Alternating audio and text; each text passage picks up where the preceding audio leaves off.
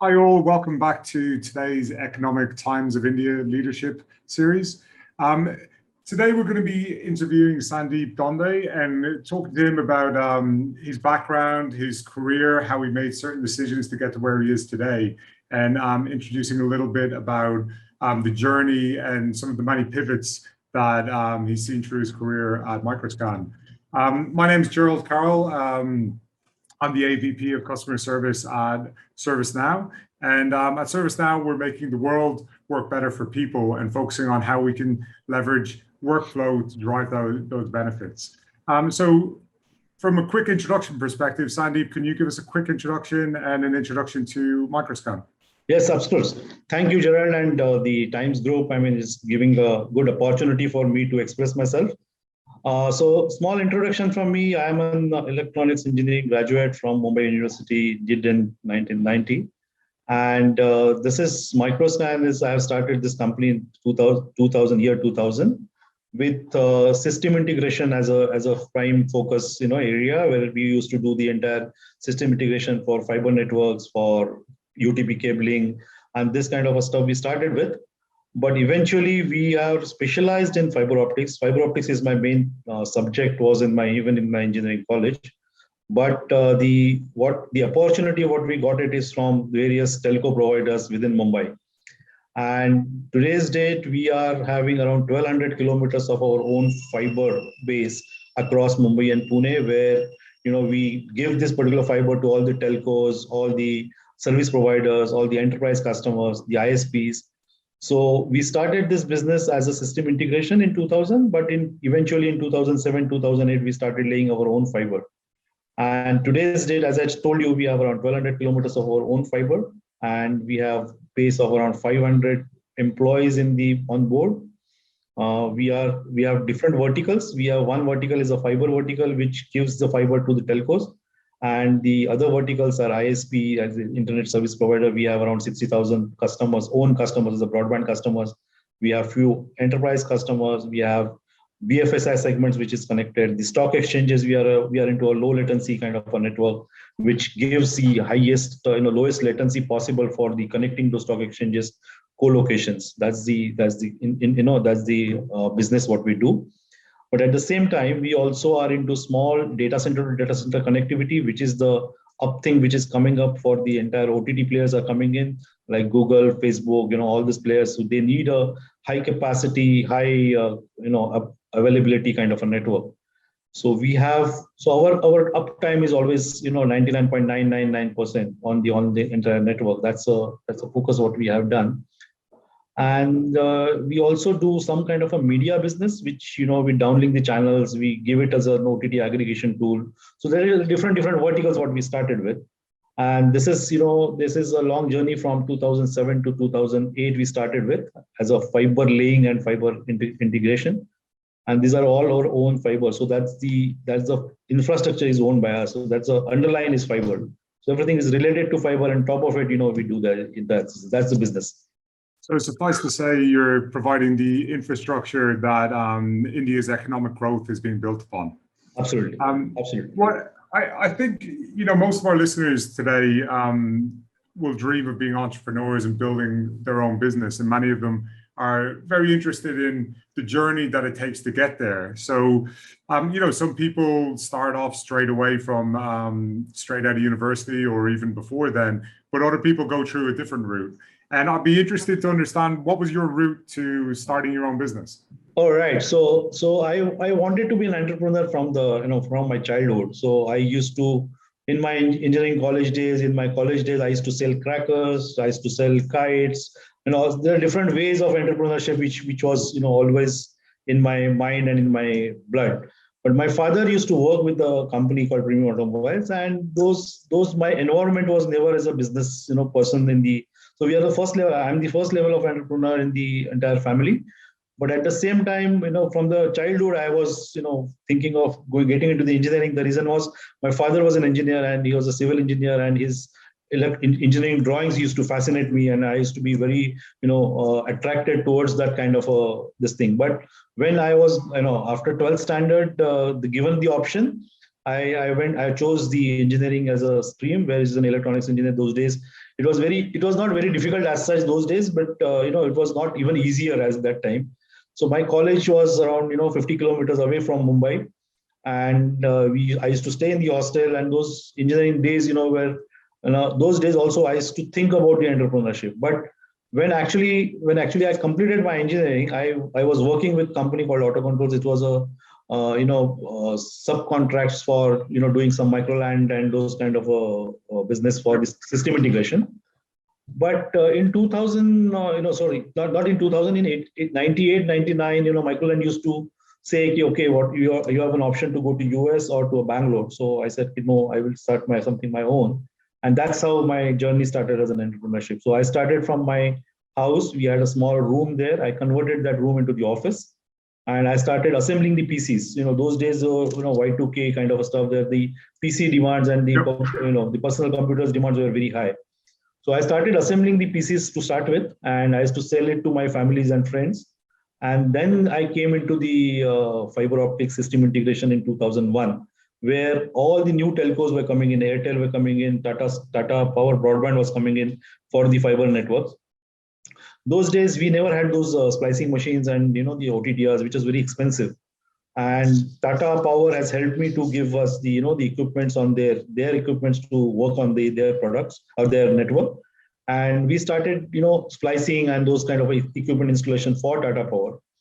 And till 2007, I was doing for Tata Power, but it was the total dependency of the network on the one company was very high. So then we thought of doing something of our own, something out of the box. So we started laying our own fiber in 2007, 2008. And suddenly the new companies are coming for, the new telcos, the licenses come in for Mumbai, and then we got the better opportunities for the telcos. So that's the journey, how it has started with. And how, like, when you're running a successful business, how do you make that decision to pivot into a new space, right? When you're in that kind of installation business, working with the SIs, how do you, kind of take that, have the courage to make that decision to invest? So, as I told you, in 2007, the worrying factor was my 70% business was dependent on only on Tata and Airtel. And that was a very worrying factor for me, because if suppose tomorrow Airtel says, okay, you close down your contract, we will do it in-house. And my 70% business was dependent on that. So I always thought of the highest, highest customer who pays should not be more than 15 to 20%, because the dependency on that particular customer should not be more than 15 to 20%. But my dependency on that customer was very high. And I wanted to do something which is out of the box. The infrastructure sharing was not it was not a regular thing in India. I was the first person to start with the basic, infrastructure which can be shared. And, because the cost of ROW in India is very high. In Mumbai, you get, window of, only 3 to 4 months to work. But the reason why I've shifted is because of the dependency on one single customer. Those in that mind, and I wanted to be a service provider rather than a system integrator. So that service provider was so we thought we got an opportunity for laying the fiber for one company. And at the same time, we thought of laying our own fibers. So that was my decision changing in 2007, where one of my mentor has suggested me to, you build fiber, you will get a lot of gold mine on that fiber. But I was saying about fiber, what I will do, because some people already have the fiber, who will take the fiber from me? And suddenly the entire, the entire telecom scenario in India has changed after the newcomers have come in 2007, 2008, Aircel, Systema, Etisalat, Tulip, they were all on depending on one single fiber from our side. So that changed in 2008, 2009. But at the time of 2007, I got the courage from one of my mentors says, hey, you should have your own fiber, you should have your own network. And that's how we, I chose to lay the fibers in Mumbai. And I think that kind of gives two great insights into how important mentorship is throughout a career, and that even senior business leaders like yourself do lean on their mentors, right? Yes. And I think that's a great takeaway. Yes. And the other one is like understanding when to make a move, right? And doing it before you have to. Right. Is doing it from a place of power versus from a place of weakness, right? Yeah, I know. I mean, so it was not an impulsive decision. Definitely, I was having two thoughts whether to start with or not to start with, because we never had those kind of capex which is involved. So we got it from the banks and all this kind of, so whatever the capex required, we got it from bank. But those days it was a dilemma I had. So whether to start it or not to start it.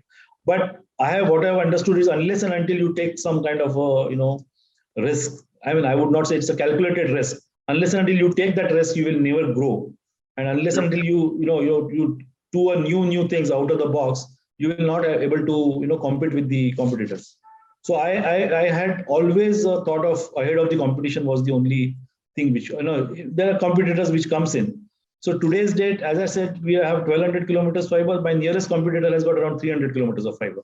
So we have to be ahead of the competition, and we need to start new things on the same infrastructure what you have. So as a you don't have to put all the eggs into one basket. So that's the story. But you have to innovate every day. New day has to have something new which has to come in, and that also keeps my all the employees also we do not have the so stickiness is there. So the employees will not leave us because of there's new opportunities which comes in, there are new challenges which comes in, and the challenges for good for the growth. So that's a great point. So one of the things I love about your story is that from that starting point 20 years ago, you still have employees from that day one who are still with you. Yes. So how do you kind of think about both hiring new employees, but also retaining and getting the most out of your existing? Right. So the today's date, even if you see, my first employee of Microscan is still there with me. So my employees doesn't leave me. There are two reasons. One is I take care of them. I take care of their all well-being. I take care of their families. I take care of whatever they need as a personal level. We go into it, and that we see. That's the first thing what we do. So first thing, we'll have to be as a human rather than an employer. And second thing is we always try to give them new projects. As I said, if we don't take any talent from outside, we inbuild the talent in our side, our own people. We train them in house. Always. So we have one program called Microshala. So Microscan and Microshala. So Microshala is a teaching school where they come in as a new fresher, and we train them on all the verticals, whichever the verticals comes in.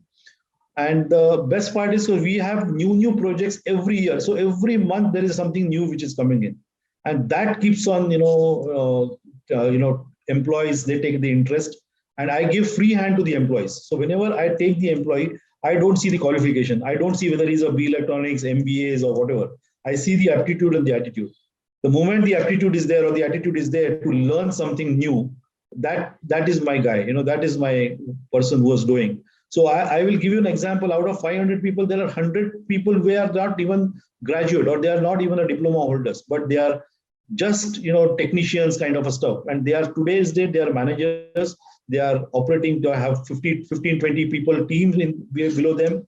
So we empower them. We also give them a good exposure for the outer world. I start something new, which is not something new which is coming in. Whether I make a success or I don't make a success, but I make to a point that I always give something to them for something to learn, new things about. And there are people who are asking us, what is next? What is next? That kind of a stuff, keeps employee retained in the organization. And at the same time, I also see it's like a family. It's like a family. I have an open door policy. Any employee can come to my door within, just by knocking the door. That's it. It's an open door policy. They have an easy access. There are advantages, there are disadvantages, but still the advantages are more. I would say all the 500 people, they connect me with as a family. They connect me for a company. They have the what you call as ownership. They take the ownership for the company. That's what it is important. So I think there's a couple of takeaways there.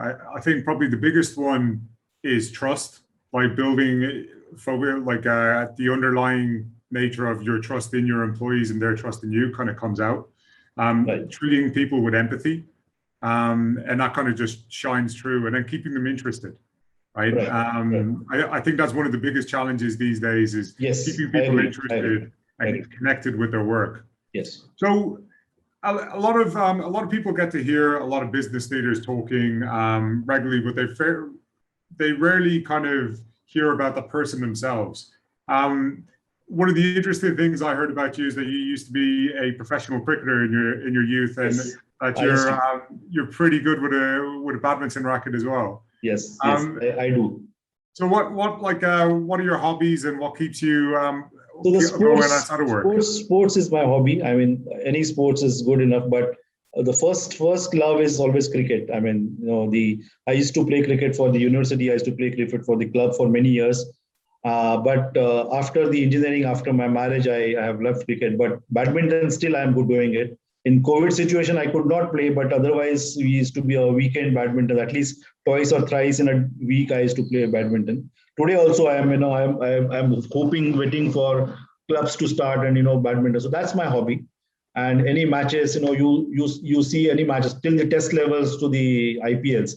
I don't miss a single match. Try to not to miss a single match other than my schedule. But these are my hobbies. The outings, I like outings. I go long drives is one of my passion. We do it. So the hobbies are, as I said, sports is the first love. I would say the cricket is my first love. Sounds good. Well, with that, I think it's time to wrap up. And I'd like to thank you, Sandeep, for taking the time, and thank everyone for joining and listening today.